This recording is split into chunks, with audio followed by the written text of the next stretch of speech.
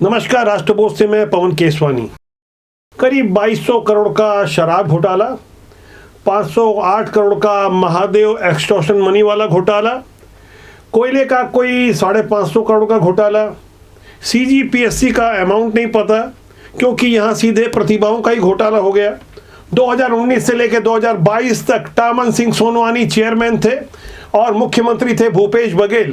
क्या ऐसा संभव है कि उस समय के मुख्यमंत्री और सरकार के बिना जानकारी के ढेर सारे कांग्रेस नेता और नौकरशाहों के बेटा बेटी दामाद इनकी नियुक्तियां हो जाती है, एक एक घर से दो दो डिप्टी कलेक्टर। ये उस समय हुआ जब भूपेश बघेल मुख्यमंत्री थे, डंके की चोट पर हुआ, युवा परेशान हो गया, सड़कों पर निकल आया। पाप का घड़ा विधानसभा चुनाव के ठीक पहले फूटा था। 23 मई 2023 को ट्विटर पे एक फोटो पोस्ट की जाती है, साथ में पोस्टर लगाई जाती है। CGPSC के चेयरमैन टामन सिंह सोनवानी के जवानी की दिनों की ये फोटो है, जिसमें विज्ञापन की शक्ल में तुषार चंद्रवंशी ने पोस्ट किया था कि नाम टामन सिंह सोनवानी, काम हमारे ब्रांच से CGPSC की पोस्ट का अच्छे रेट में सेटिंग किया जाता है। कांग्रेस के प्राथमिक सदस्यों हेतु विशेष आरक्षण। नीचे में नोट लिखा हुआ है, हमारे ब्रांच के द्वारा लगातार नेता मंत्री अधिकारियों के पुत्र पुत्रियों दामाद की 50 से अधिक पोस्टिंग करवाई जा चुकी है। बेचारे युवा करते तो क्या करते, सोशल मीडिया का दौर है, भड़ास तो निकालनी थी। गुस्सा किससे निकालते, फरियाद किससे करते? जो सिस्टम में बैठे हुए लोग हैं, जो रक्षक हैं, वही भक्षक बने बैठे थे। अब उन्हीं भक्षकों के विरुद्ध ताबड़तोड़ छापेमारी शुरू हो चुकी है। CBI ने एक ही दिन में 15 छापेमारी की है। दुर्ग, भिलाई, बिलासपुर, महासमुंद और धमतरी 5 जिलों में छापेमारी करते हुए आखिरकार टामन सिंह सोनवानी और उनके पुत्र, जिन्हें भतीजा बताया जा रहा है, नीतीश सोनवानी, जो आधिकारिक रूप से डिप्टी कलेक्टर हैं, इनसे पूछताछ हुई, पेन ड्राइव मिली, कागजात मिले, ढेर सारे ऐसे खुलासे होने जा रहे हैं जिसकी पूरी पिक्चर सामने आने के बाद आपको यकीन हो जाएगा किस तरह से छत्तीसगढ़ की प्रतिभाओं के साथ बहुत बड़ा धोखा किया गया, अरमानों का गला घोटा गया। जिस वक्त CBI की छापेमारी चल रही थी, दूसरी तरफ मौजूदा मुख्यमंत्री विष्णुदेव साय अपने घर में जन चौपाल लगा रहे थे। उनकी सरकार के वित्त मंत्री OP चौधरी भारतीय जनता पार्टी मुख्यालय कुशाभाऊ ठाकरे परिसर में जनता से रूबरू हो रहे थे। वैसे तो इन दोनों ही घटना का आपस में कोई संबंध नहीं है, लेकिन गहराई से समझने वाली बात यह है, जिस वक्त सरकार की ओर से सुनवाई नहीं हो रही थी, घोटालेबाजी हो रही थी, तब युवा सड़कों पर निकलकर पुतले दहन कर रहा था। लेकिन आज बदले हुए हालात में मुख्यमंत्री और मंत्री लगातार जनता से मिल रहे हैं, समझने की कोशिश कर रहे हैं कि आखिर जनता का दर्द क्या है। सरकारी नौकरियां यदि नहीं मिल रही है तो विकल्प क्या होगा। आने वाले दिनों में छत्तीसगढ़ के ढेर सारे विकल्पों की भी तैयारी हो रही है। नई सरकार के ऊपर इस वक्त दबाव बहुत ज्यादा है, लेकिन पुरानी सरकारों के द्वारा किए गए घपले घोटालों के अलावा ढेर सारे जो कर्ज लिए गए थे और नई नई योजनाएं लाई गई थी, उन्हीं नई योजनाओं के तर्ज पर मौजूदा सरकार ने भी महतारी वंदन और किसानों को प्रति क्विंटल धान का 3100 रुपए देने जैसी ऐसी योजनाएं हैं जिनका अक्षरशः पालन कराने का बहुत बड़ा दबाव है। यहाँ यह भी समझना होगा, ढेर सारी ऐसी चुनावी घोषणाएं जो व्यवहारिक रूप से आगे चलकर कहीं ना कहीं सरकार के ऊपर दबाव का कारण बनती है, जनता में असंतोष का कारण बनती है। इन सारी बातों को समझकर डबल इंजन की सरकार के ऊपर इस बात का साफ तौर पर दबाव देखा जा सकता है कि चुनावी घोषणा पत्र का किस तरह से अक्षरशः पालन करवाया जाए। आम जनता में अधिकांश संख्या युवा की है, क्योंकि भारत की 70% आबादी 35 साल से नीचे है। आमतौर पर युवा धैर्यवान नहीं होता, अधीर होता है। छत्तीसगढ़ के इन्हीं युवाओं ने पुरानी सरकार के कुकर्मों की उन्हें सजा दी, सत्ता से बेदखल किया, क्योंकि चोरी रंगे हाथों पकड़ी गई थी। मई 2023 में जब यह मामला सही ढंग से उजागर हुआ था, तब से ये माना जा रहा था सब सेटिंग हो जाएगी, कोई कार्रवाई नहीं होगी। लेकिन जिस तरह से CBI अब कार्रवाई कर रही है, कई सफेद पोशों को ढूंढ ढूंढ कर निकाला जा रहा है, वहां से भूपेश बघेल और उनके करीबियों की परेशानियां भी बढ़ना तय है। पहले ही कई मामलों में नामजद आरोपी हैं पुराने मुख्यमंत्री भूपेश बघेल। सब कुछ शीशे की तरह साफ होने के बावजूद जिस बेशर्मी से राजनीति की जाती है, जिस तरह से नीति और सिद्धांतों की दुहाई दी जाती है, उससे कहीं ना कहीं राजनीति का विकृत चेहरा सामने आता है। छत्तीसगढ़ लोक सेवा आयोग में 2019 से 2022 के दौरान जो गड़बड़ियां हुई, उसे लेकर न केवल सीबीआई बल्कि उसके साथ इनकम टैक्स की टीम भी शामिल थी। इन केंद्रीय एजेंसियों ने सुबह 7 बजे सीजीपीएससी के पुराने चेयरमैन टामन सिंह सोनवानी के कुरूद के सरबदा स्थित पैतृक निवास में करीब आधे घंटे के इंतजार के बाद किसी तरह अंदर जाकर घर के अंदर मौजूद टामन सिंह सोनवानी और उसके डिप्टी कलेक्टर बनवाए गए बेटे से 4 घंटे तक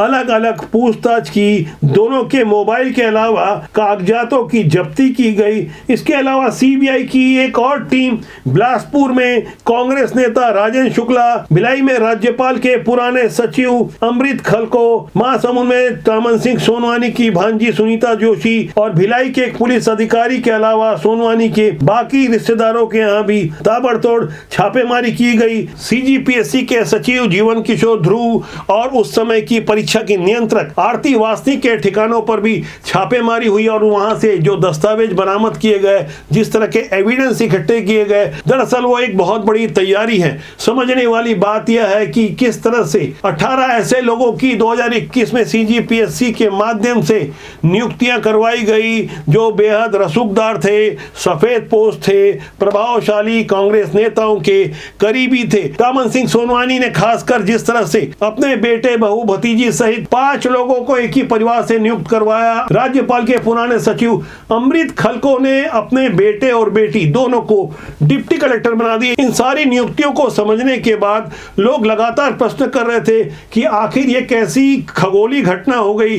लाखों साल में जो एक बार हो सकती थी, एक ही परिवार से ढेर सारे लोग डिप्टी कलेक्टर और अन्य उच्च पद में कैसे आ गए। टामन सिंह सोनवानी ने सिर्फ अपने ही घर के लोगों की नियुक्तियां नहीं कराई, बल्कि अपनी बेहद करीबी डाटा एंट्री ऑपरेटर को भी डिप्टी कलेक्टर बना दिया। जो उसकी कोई रिश्तेदार तो नहीं थी, जाहिर तौर पर उंगली नहीं उठेगी, लेकिन हमारे पास जो पक्की और पुख्ता जानकारी है उसके अनुसार टामन सिंह सोनवानी ने नामालूम ऐसे कितने लोगों को नियुक्त करवा दिया जो उसके रिश्तेदार नहीं थे। परीक्षा कैसे ली जानी है, परीक्षा में कौन से प्रश्न आने वाले हैं, इंटरव्यू में सेटिंग कैसे होनी है, तमाम ऐसी सारी तैयारियां लंबे समय से तब से शुरू हो गई थी जब से टामन सिंह सोनवानी सीजीपीएससी के चेयरमैन बने। ऐसा नहीं है, इससे पहले से टामन सिंह सोनवानी की जिस तरह से सरकार किससे नजदीकियां थी, खासकर पुराने मुख्यमंत्री भूपेश बघेल के बहुत करीबी होने का वो जो लाभ उठाते रहे, उनकी कॉल डिटेल यदि निकाल दी जाए तो दूध का दूध, पानी का पानी हो जाएगा। हमारे दर्शक ने हमें जो बेहद हैरान करने वाली जानकारी भेजी, उसके अनुसार टामन सिंह सोनवानी जिन दिनों जांजगीर चांपा में जिला पंचायत के सीओ हुआ करते थे, उन्हीं की कार्यालय में मनरेगा में एक पीओ की भर्ती होती है, जिसमें शिल्पी देवांगन नामक प्राइवेट यूनिवर्सिटी से इंजीनियरिंग की हुई एक लड़की पीओ के पद पर भर्ती होती है। वह मनरेगा की नौकरी करते करते 2016 में उसकी एक बड़ी सरकारी नियुक्ति हो जाती है। हॉस्टल अधीक्षिका की पोस्ट में भर्ती होने के बाद 2020 में अचानक वो डिप्टी कलेक्टर बन जाती है, जब टामन सिंह सोनवानी सीजीपीएससी के चेयरमैन थे। इतना ही नहीं, उस दौरान एक और संयोग होता है। शिल्पी देवांगन, जिसकी शादी हो चुकी होती है, बाद में वो उनके पति डिगेश देवांगन भी आबकारी अधिकारी उन्हीं के साथ एक साथ चयनित होते हैं। दोनों इस वक्त राजनांदगांव में पदस्थ हैं। इतना ही नहीं, 2021 में शिल्पी देवांगन के भाई संजय देवांगन का भी चयन प्राचार्य आईटीआई के पद पर होता है। टामन सिंह सोनवानी से इनकी बेहद नजदीकियां थी। दावा करने वाले ये कहते हैं कि यदि टामन सिंह सोनवानी की कॉल डिटेल की जांच की जाए तो ऐसे ढेर सारे उदाहरण मिलेंगे जिनसे उनके नजदीकी संबंध थे। उनकी नियुक्तियां सीजीपीएससी में हो गई। संदेह की ऐसी ही उठती उंगलियों को सीबीआई भी अध्ययन कर रही है। हमारे पास भी ढेर सारी जानकारियां चलकर सामने आ रही है। ऐसी ऐसी खगोली घटनाएं जो लाखों साल में एक बार हो सकती है।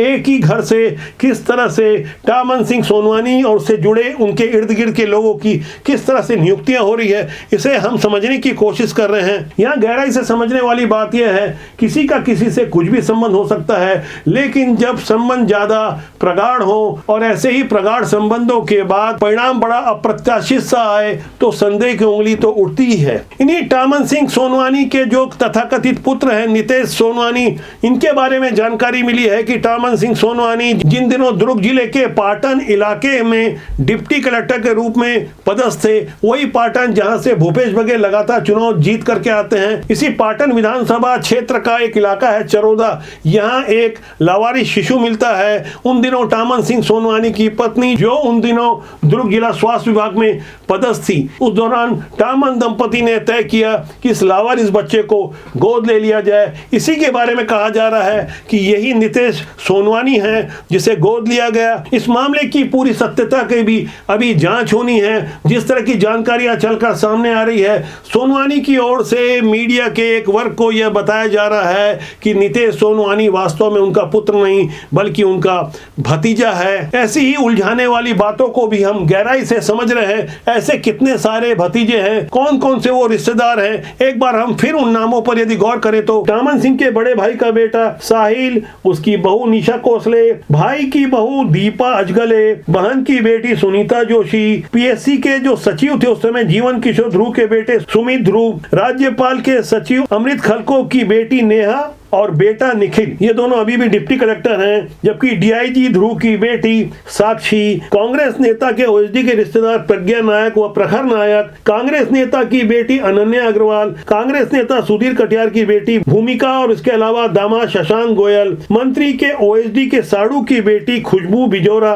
कांग्रेस नेता का बेटा राजेंद्र कौशिक, कांग्रेस नेता राजेंद्र शुक्ला की बेटी स्वर्णिम और मीनाक्षी गणवीर जैसे तमाम वो नाम है जिनके ठिकानों पर छापेमारी की गई। ये छापेमारी तो महज औपचारिकता है। इससे पहले फॉरेंसिक के लिए ढेर सारी सामग्रियां पहले ही इकट्ठा की जा चुकी है, जिसमें हैंडराइटिंग से लेकर उपस्थिति के ऐसे वो प्रमाण जो चीख चीख के गवाही दे रहे हैं कि यहाँ भ्रष्टाचार नहीं हुआ है बल्कि छत्तीसगढ़ के युवा प्रतिभाओं का गला घोटा गया है। जो बरसों से सालों से तपस्या कर रहे थे उनके ऊपर चंद नालायकों की नियुक्तियां करवा दी गई है। ऐसी एक प्रतिभा ने बालोद के अर्जुंदा इलाके के एक थाने में शिकायत दर्ज करवाई, जिसके बाद राज्य सरकार की ओर से सीबीआई जांच की अनुशंसा की गई थी। 2023 के मई महीने में जब सीजीपीएससी का घोटाला सामने आया, भूपेश बघेल और उनकी सरकार को लगा कि निश्चित रूप से विधानसभा चुनाव में युवा कांग्रेस के खिलाफ खुलकर सामने आ जाएंगे, तो उन्होंने एक चाल चली, जाते जाते ढेर सारी ऐसी वैकेंसियां निकलवा दी जिनकी कभी नियुक्तियों की कोई संभावना ही नहीं रह गई। ऐसे ही 57,000 शिक्षकों की भर्ती का एक पासा फेंका। मौजूदा सरकार के ऊपर वो दबाव है कि जल्दी से जल्दी शिक्षकों की भर्ती की जाए, जबकि विधानसभा के अंदर मौजूदा शिक्षा मंत्री और मुख्यमंत्री हाल में ही कह चुके हैं राष्ट्रीय औसत एक शिक्षक के पीछे 26 विद्यार्थियों का है, जबकि छत्तीसगढ़ की स्थिति उससे कहीं बेहतर है। छत्तीसगढ़ में 21 विद्यार्थियों के पीछे एक शिक्षक है। इतना ही नहीं, उन्होंने युक्तियुक्तकरण की घोषणा की है, यानी जो अतिशय शिक्षक हैं जो बिना किसी काम के पगार उठा रहे हैं, जोड़ जुगाड़ और भेंट पूजा के माध्यम से शहरी इलाकों में अपनी नियुक्तियां करवा दिए हैं। कई ऐसे स्कूल हैं जहां विद्यार्थी नहीं है, वहां भी शिक्षकों की भर्ती है। ऐसे शिक्षकों की संख्या 13,000 है। इन 13,000 शिक्षकों की